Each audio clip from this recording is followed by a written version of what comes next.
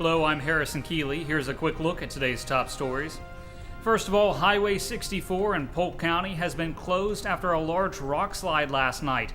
The slide happened in the same place a major slide occurred in 2010. That slide shut down the road through the Ocoee Gorge for more than 5 months. When it reopened, a rockfall fence was installed to catch any future debris. That fence was under pressure on Monday. Our photographer captured these shots of rocks falling into the fencing area.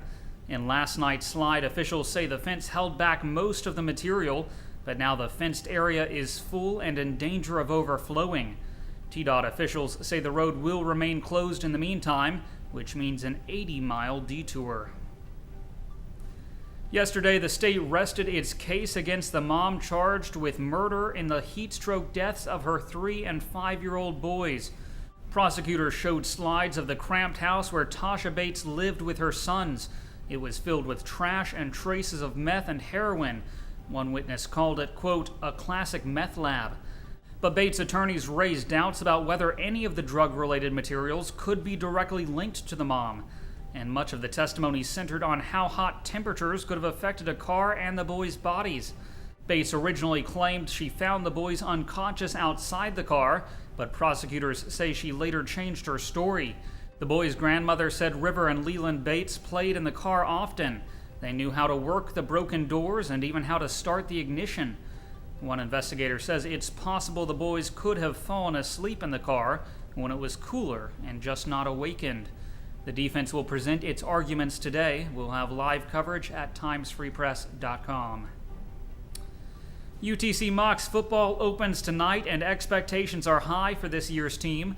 The Mocs will play against the UT Martin Skyhawks at Finley Stadium at 7:30.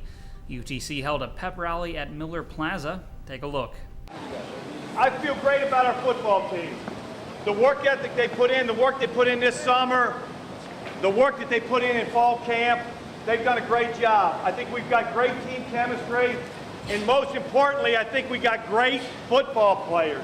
We've got good football players that can play and win football games this year.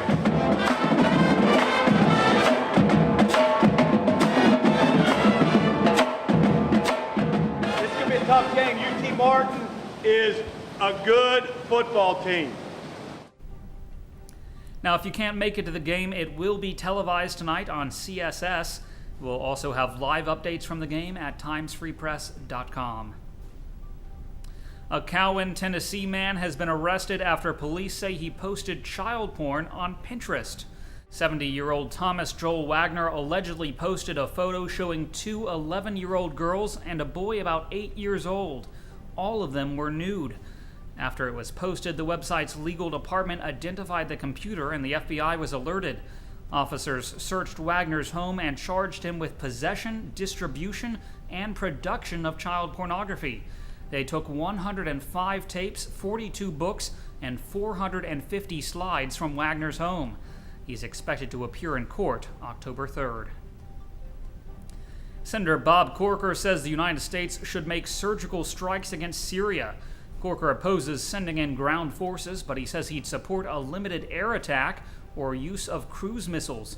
The proposed attack would target Syrian military involved in the recent chemical weapons attack on hundreds of Syrian people. Corker says he hopes the White House will call Congress back from summer recess to authorize the strikes. Finally, you won't find gas prices like this anytime again soon. Capital Bank is giving away $4,000 in gas this morning. Employees from the bank are pumping gas at the Kangaroo Express in St. Elmo from 9 to 11 a.m. Turning to weather, today will be mostly sunny with a high near 93 degrees and a chance of showers. The low tonight will be around 70. That's our newscast for today. Thanks for being with us. You can find more on these stories and breaking news all day long at timesfreepress.com.